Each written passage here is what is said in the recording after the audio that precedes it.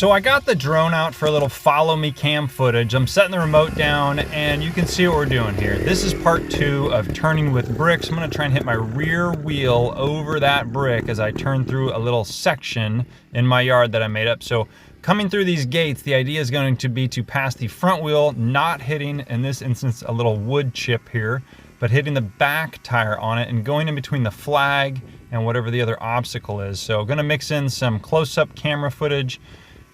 As you guys can see, front wheel going between the flag and rear wheel going over that brick. So really working on the proprioception, understanding where I am in space, where the bike is as it relates to obstacles, rocks, boulders, things of that sort. So in that time I went wide around, was easily make it in between the flag and the obstacle. I'm gonna wind up trying to do a little rear wheel hop to get in better position, but man, we had a ton of rain even just this morning. So to be out in my yard, it's a muddy mess, and I'm gonna try it a few different times. You can see I've already run over the flag by not getting that rear wheel far enough to the right.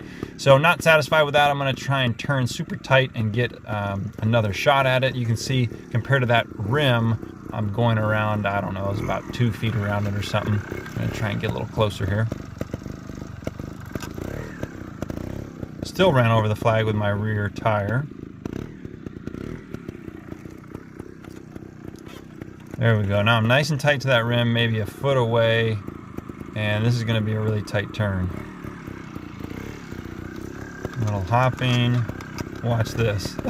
Try and get the rear moved over a little more. Nope. Just no traction.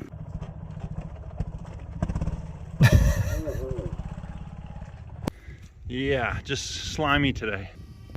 So this type of turning practice and understanding where your front and rear tire are in space is tremendously helpful. Notice that the front wheel is gonna go on the inside of this turn, on the right side of that brick, and then I can't quite get up on top of that pallet without putting my foot down and being pushed too wide as I try and make the right-hand turn and hit the rear tire on that brick. It just didn't work out. So we're gonna try it again. This time, front wheel is gonna go on the outside of the turn between the flag and the brick. There's only about 4 inches there. But going on the other side with my front wheel made that turn happen. Now this one's gonna be a little bit more challenging, kind of going up on top of that ramp with the front tire and still getting that back tire to hit that brick. That one was a lot more challenging. And then the next variation is gonna be kind of the same, like a floater type turn that is needed here. So you'll watch, in order to get both wheels slowly over that obstacle, I'm already set up wide on this turn. So front wheel is far right edge, but my rear tire is still hitting that stone that I've got the yellow cone on. I didn't want to hit that stone, especially if it was something larger. You'll see right there it clips. And I was trying to avoid that completely. I just couldn't do it as wide as I wanted to be. Still catching that rear tire on it, especially if it's a bigger stone. It's just not going to work in a section. So what are we going to do? Try a little floater turn.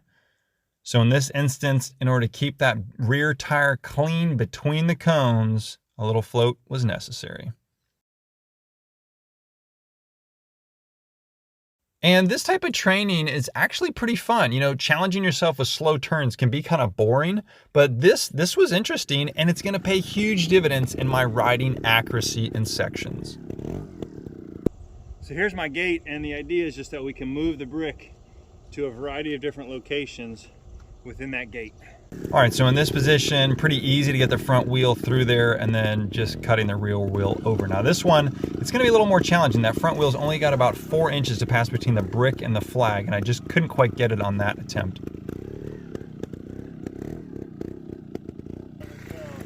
Just squeezing it in there and then crank the turn to the right, and the rear wheel goes over. Now this next one's probably gonna be the hardest one because I have to wait until I'm clearly past with my front wheel and then crank the turn, but be wide enough so that rear tire doesn't hit the log. And there's really only about a 1-inch gap here, right where this rear tire is not getting on that log. Right in there, I want you guys to see, this takes practice. And as you get accurate here at home in these practice sections, you'll be more accurate when you get out into an event. All right, same idea here, but I've got actually some tape that I'm trying to stay wide around and then take that rear tire over that little bit larger brick. So I got to keep the momentum, tension on the chain, and just barely got it.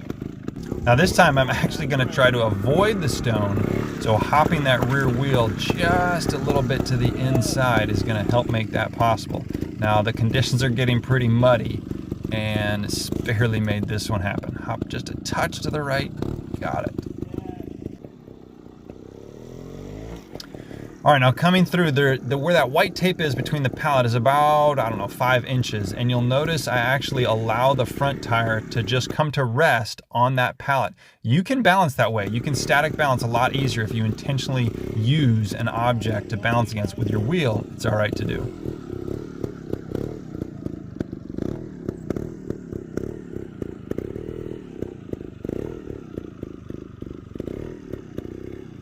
All right, so you can see I've got a little taped off section, and the idea is going to be to get both wheels lined up nice and close to the tape closest to you.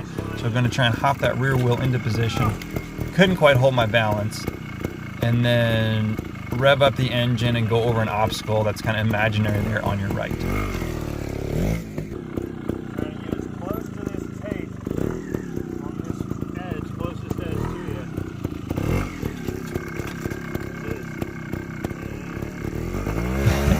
So it's getting sloppy, and as you guys can see, this is supposed to be my yard with grass. Don't show this video to my wife. She won't be very appreciative that I rode in all this rainy, soggy conditions. I'm just not getting any traction.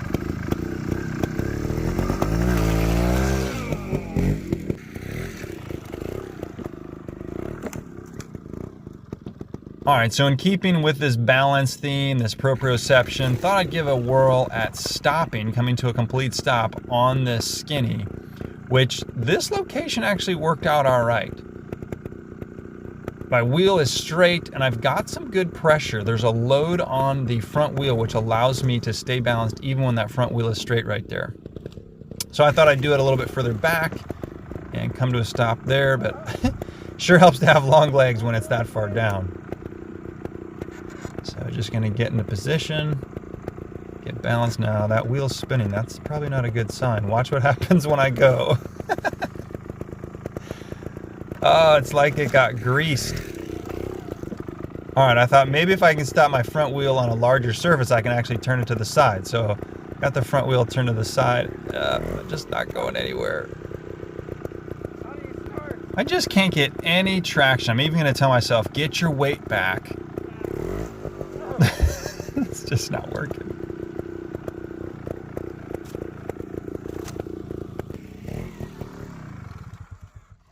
I need my minder. This is Tommy T's X Trial. You know, somebody to smooth it all out. That's the problem.